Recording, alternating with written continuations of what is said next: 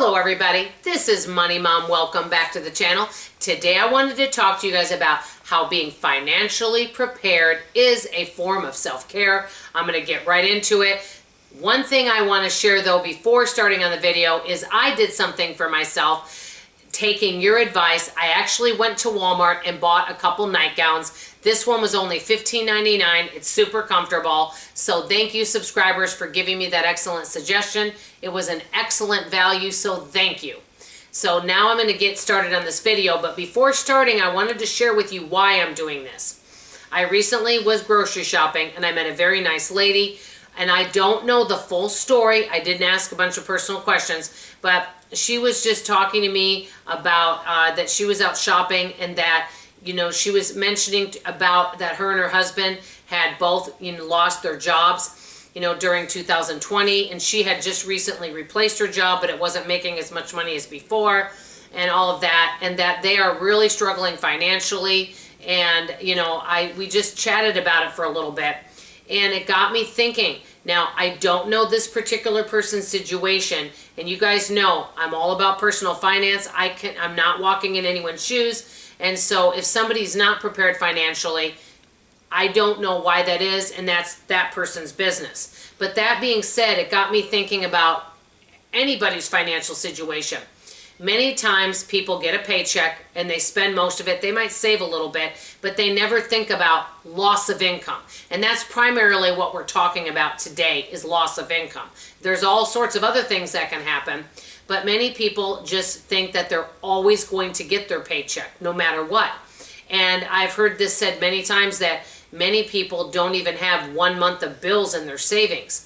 And saving money and being prepared is a form of self-care.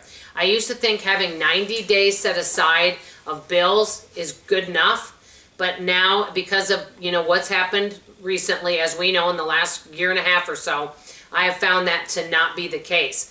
I know that each person is in a different financial situation. Some people may find it easier to save than others. I always will keep saying this. There's always a way to make money. There's always a way to save money, and the marriage of both of those together is great.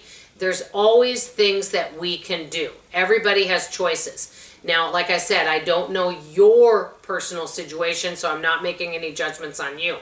I just wanted to do this video because it got me thinking that, you know what, we have times in our life where things are feast and they're famine, where you've got good times where you might be making higher income and maybe you've got a little more fun money, things like that. Those are the times where it's really good to invest and save and set money aside. So that way, if things happen where business is slow and maybe you're not getting as many checks, that way you're prepared. Many times, and I've seen this happen, and hey, I've been guilty of it, where you live above your means and you spend more money than you really need to, and you don't set aside that money so that when a loss of income does come up, you're not prepared for it, or you can't pay your bills. Recently also, I was grocery shopping, and I just asked somebody, and I was just asking people, I was in my Mrs. Claus outfit, and I said, what would you like for Christmas? And two people said $1 million. One person said a day off, and one person said, I just want my bills to be paid.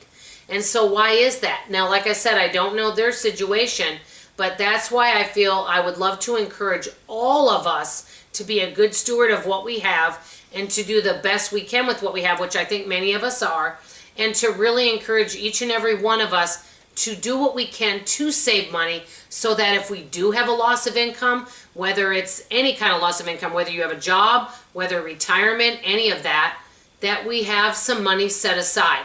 And that being said also, I've known of folks that have had retirement, or what I say a pension, and they've gotten letters in the mail saying that their pension is going down, or as of this date they won't have the pension. So that's why I see more and more people that are in their 70s and 80s out there doing side hustles and working.